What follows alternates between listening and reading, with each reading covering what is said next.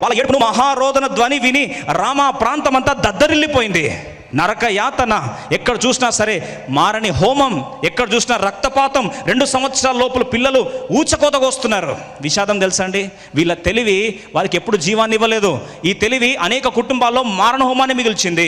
ఇంకో మాటలో చెప్పాలంటే, ఒక విశ్వాసి, ఒక జ్ఞాని తను వెలిచూపును బట్టి కానీ వెళ్తే, విశ్వాసయాత్ర మానేసి విశ్వాసాన్ని పక్కన పెట్టి వెలిచూపును బట్టి కానీ చిన్న తప్పు చేస్తే ఆ పొరపాటు ఏం చేస్తుంది తెలుసా అండి, అనేక కుటుంబాల్లో కన్నీటి గాథను మిగులుస్తుంది.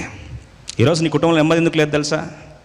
ఈరోజు ఎందుకు హృదయంలో ఆ నిజమైన తృప్తి ఎందుకు లేదు తెలుసా? ఎందుకు కలవరం ఉంది తెలుసా? బైబిల్ రాయబడిన మాట, విశ్వసించువాడు కలవరపడాడు. మరి నువ్వు కలవరపడుతున్నావు అంటే అర్థం ఏంటి? విశ్వాసం లేదు. విశ్వాసం లేదంటే కారణం ఏంటి? నువ్వు వెలిచూపును బట్టి వెళ్తున్నావు. అవునండి, పరిస్థితి బాగలేదు, ఉద్యోగం కనపడట్లేదు, అరే బాస్తో నాకు సమస్య ఉంది, అప్పుల బాధలు చుట్టూ కనిపిస్తున్నాయి, నా పరిస్థితి అంతా ఈ రోజు ఏం చెప్పుకోవాలో నాకు అర్థం కావట్లేదు. వాస్తవికంగా చూస్తే, వెలిచూపును బట్టి చూస్తే చుట్టన్ని తలుపులు మూసుకుపోయినాయి. మరి ఏం చేయమంటారు? ప్రభు అంటున్న మాట ఏంటంటే, నీతిమంతుడు విశ్వాసం వలన జీవించును. ఆ విశ్వాసం నుంచి వెనుకలు జరిగితే నీ కుటుంబ పరిస్థితులు చూస్తున్నావా? ఈరోజు చుట్టుపక్కల సమాజం పరిస్థితులు చూస్తున్నావా? అరే బ్రతకలేని పరిస్థితి వస్తుంది అంటే కారణం ఏంటంటే, నువ్వు చుట్టుపక్కల పరిస్థితులు చూస్తున్నావు కానీ ఆ పరిస్థితులు అనుమతించిన దేవుణ్ణి చూడట్లేదు. అందుకో ప్రభు ఒక మాట అన్నాడు, నీతిమంతుడే విశ్వాసం నుంచి వెనుక తిరిగితే వాని ఆత్మ యందు నా ఆత్మ సంతోషించదు. విషాదం ఏం తెలుసా అండి, చాలాసార్లు విశ్వాసంతో నడుస్తున్న పరిస్థితులను అపవాది మనల్ని శోధించి వెలిచూపు లాంటి పరిస్థితులు తీసుకొస్తాడు. విన్న మాటలు కొన్నిసార్లు కృంగదీస్తాయి, కొన్నిసార్లు ముందుకు వెళ్ళబుద్ధి కాదు, ఏమైపోతుందో తెలియట్లేదు, అన్నీ చీకటి అయిపోయినండి, ఇంకెందుకు నేను బ్రతకాలి అలాంటి పరిస్థితులు వస్తున్నాయా? అట్లాంటి కృంగిపోయిన ఆలోచనలు వచ్చావా? ఈరోజు ప్రభు జ్ఞాపకం చేస్తున్నాడు, జ్ఞాని విశ్వాసం బట్టి వెళ్ళాలి, వెలుచుపును బట్టి వెళ్ళకూడదు. సరే, వెలుచుపును బట్టి వెళ్తావా? విశ్వాస వీరుడైన అబ్రహాము విశ్వాసంతో అడుగులేస్తున్నాడు. రాబ్రహ్ము బయటకు రా అంటే బయటకు వచ్చాడు, పద అంటే పదాన్ని బయలుదేరాడు. అంత విశ్వాసంతో అడుగులేసి, గుడ్డి విశ్వాసంతో అడుగులేసిన అబ్రహాము జీవితంలో శారయ్య వచ్చి ఏమనింది?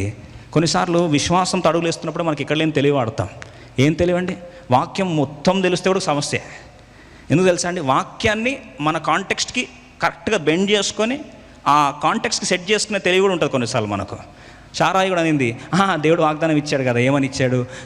బహుజనంగా నేను దీవిస్తా అన్నాడు కదా, మేబీ నిన్ను దీవిస్తాడేమో, నన్ను కాదేమో, నా ద్వారా కాదేమో అని చెప్పి ఓ చిన్న సలహా ఇచ్చింది, వెలుచూపు సలహా. ఆ చిన్న వెలుచూపు సలహా ఏమైందండి? చిన్న వెలుచూపు సలహా ఏమైంది? ఇప్పుడు అబ్రాహాము ఇదే చూపించాలా, ఇదే చూపించొద్దా? సరే, ఇదే చూపించాడు. వెలుచూపును బట్టి హాగరుతో వెళ్ళాడు.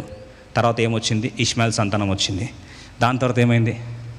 ఆ ఇష్మాయిల్ ఎగతాళి చేస్తున్నాడు ఎవరిని? ఇస్సాకుని. ఇప్పుడు గాలింది ఎవరికి?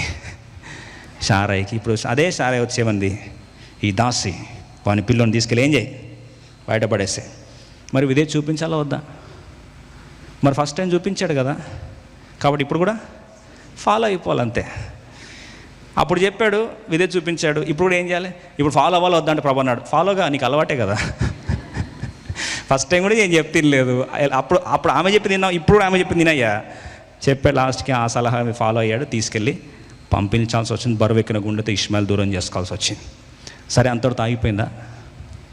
ఈరోజు రక్తపాతం, దేశాల మధ్యలో చిచ్చులు, మతాల మధ్యలో రక్తపాతం, ఎన్ని బిల్స్ అంటే మీకు అర్థమై ఉండొచ్చు.